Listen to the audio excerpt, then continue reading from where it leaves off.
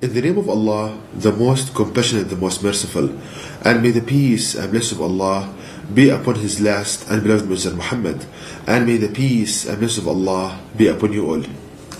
The title of this video is How to Go Back to Allah God Almighty and When Allah Will Make Us Victorious.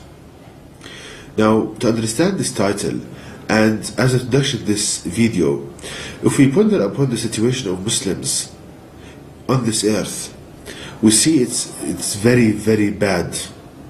The Muslims are in a very bad situation.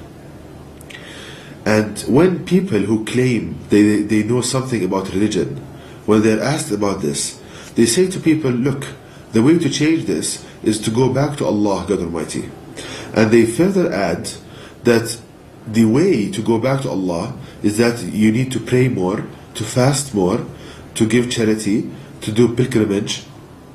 Now, this technique of praying more, fasting more, has been tried, but with no fruits. So many people, they pray so much, they fast so much, they have good morals, and they do all of these kind of good things, but yet they are in a very, very bad situation. So this technique has been tried and it failed. So we have a problem here. Now the reason why it's failed, because these people who claim to know about religion and they speak, they take their knowledge from their guesswork, their conjecture, what they inherited from previous kind of thinkers about religion, and they don't take their knowledge directly from the Quran. They take it from the guesswork of people and what they think about religion. So in this video I will show how to change our situation, how to really go back to Allah Almighty, what is the correct way to do that. And this is taken from the Quran, from the instructions of Allah Almighty to us. Now, to demonstrate this correct technique of going back to Allah God Almighty, I need to give the following example. Now, the example goes as follows. Suppose that you are hired to work at a company, and the first meeting you have with the CEO of the company, the owner of the company. Now, the first responsibility this owner gives you is the most important one. For example, the first time you meet this head of the company, he would tell you that, look, you are responsible, for example, of accounting department. This is the first kind of responsibility, and it's the most important one. Then he will go on saying, look, you need to be at 8 o'clock sharp, you need to work hard, and all of this. But the first responsibility is the most important one. Now keep this example in mind. Now Allah God Almighty gave us so many commandments and so many kind of responsibilities as Muslims, but the first one is the most important one. So again, Allah God Almighty gave us so many responsibilities as Muslims, and He commanded us with so many things, but it's logical to say that the first one is the most important one.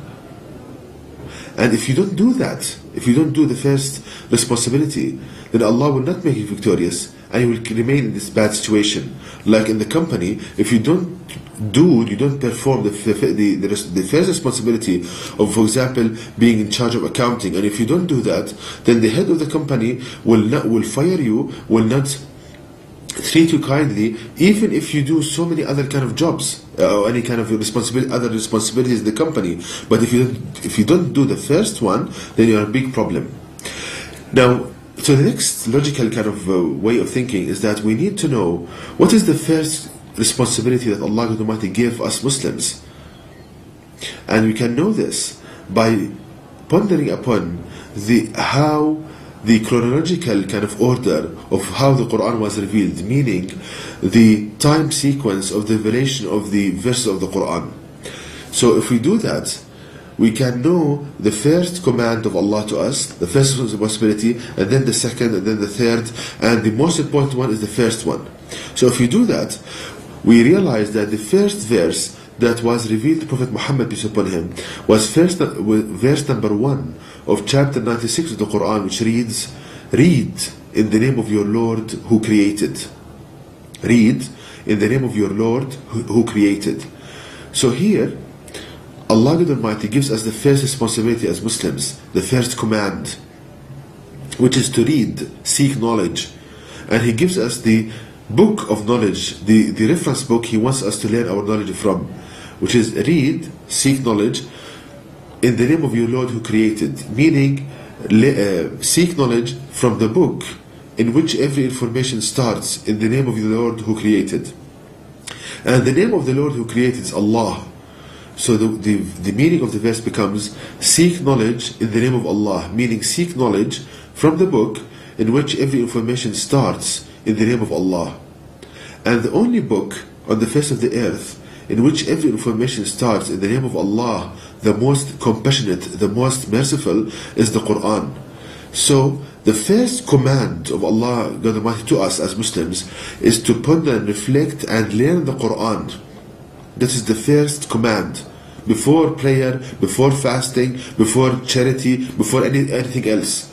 Ponder upon the Quran, learn the Quran, and take all of your knowledge from the Quran. And this is shown in my website, how to learn everything from the Quran, whether it's engineering, physics, chemistry, jurisprudence, economics, everything. So the first responsibility is to learn this and learn the miracle of the Quran in this day and age, which is the superiority of the knowledge of Allah in the Quran to the knowledge of people. That's the first commandment.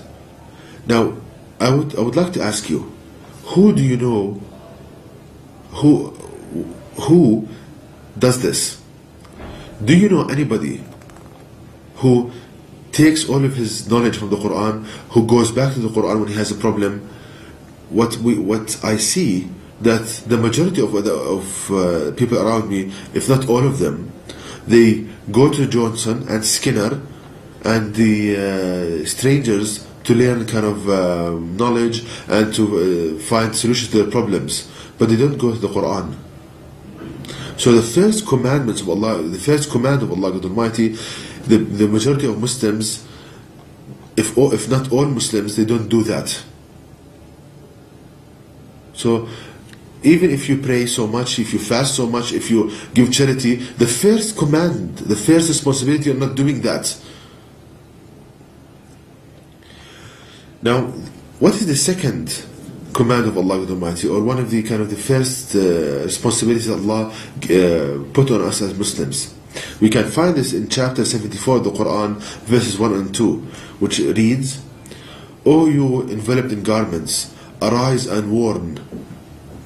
So here Allah Almighty is telling Prophet Muhammad, peace upon him, is telling us that, "O you Muslims, arise and warn," meaning deliver the message of Allah Almighty. So one of the very first commands of Allah Almighty to us, the first responsibilities, is for us to propagate the faith of Allah Almighty. So firstly, to learn the Quran, then show it to people, teach it to people, strive to make the world Creator supreme. These are the first commands of Allah Almighty to us. And as I said, very, very, very few Muslims, if none, they are doing this.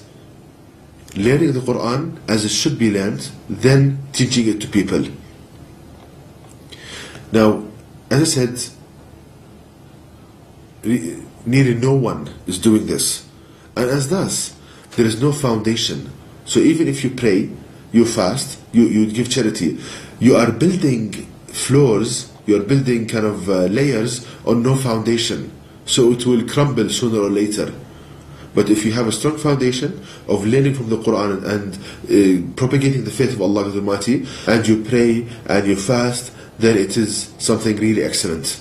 And if you do the first responsibility that Allah Almighty put on you, then Allah will make you victorious. If you do the first and the most important responsibility, of learning the Quran and teaching the Quran to people, then Allah will make you victorious. Like the example I gave, the head of the company. If you do the first responsibility, then he will reward you. The head of the company will reward you. So, brothers and sisters, please think about what I'm saying and go to my website, learn the Quran as it should be learned in this day and age. Learn the miracle of the Quran, how to learn all of the knowledge from the Quran, the superiority of the knowledge of Allah in the Quran, how to make designs and technological advances from the Quran, teach it to others, show the superiority of the Quran to others, then Allah will make us victorious and will change our very bad situation. And to know how to do this and how to learn the Quran and teach it to people, please visit my website at www.quran-miracle.com, and you can email me at zaidquran@yahoo.com, and may the peace and blessings of Allah be upon you all.